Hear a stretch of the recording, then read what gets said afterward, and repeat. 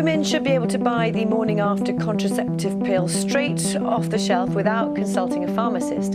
So should emergency contraception be as easy as buying a bar of chocolate? Should we go that way? So when I was a teenager and I needed the morning after pill, I'd actually heard so many urban myths about it.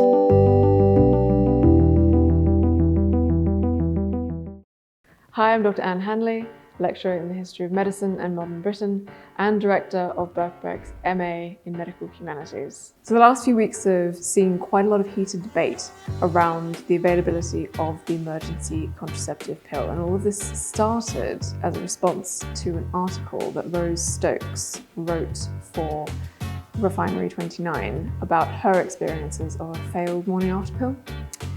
And the responses that she got to her article were quite judgmental and quite condescending. And a lot of it focused on her lack of responsibility for her own health. The suggestion was that she needed to have taken more responsibility in educating herself about the dangers, or supposed dangers, of the contraceptive pill and the pill's effectiveness in relationship to a woman's ovulation. But what became clear quite quickly is that this information just really isn't available to women. For example, NHS England's website does not include information in its pages on emergency contraception about the pill's effectiveness in relationship to a woman's menstrual cycle. So I think part of the reason why there is this lingering stigma around women's sexual health is because there has been this assumption in the past that women's sexuality must be bound up with reproduction. And if a woman seeks out emergency contraception, the assumption then is that she is explicitly, deliberately separating her sexuality from reproduction.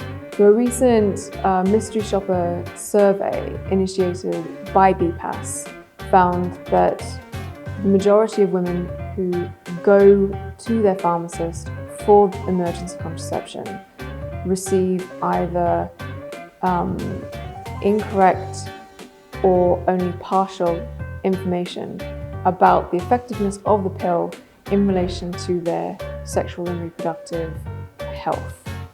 A lot of women also reported feeling quite uncomfortable about going to their pharmacist for the pill because they knew that they would have to have a conversation with their pharmacist. The protectionism that we see in the past around restrictions on the availability of reproductive technologies to unmarried women, the assumptions that women would be debased by their knowledge of sexual matters, was in some ways supposedly designed to protect women, either from themselves or from men. But what history shows us, really, is that these protections do not work. They endanger women. You will not stop women from having sex, but if you take away their access to reproductive health services, you are stopping them from accessing support afterwards.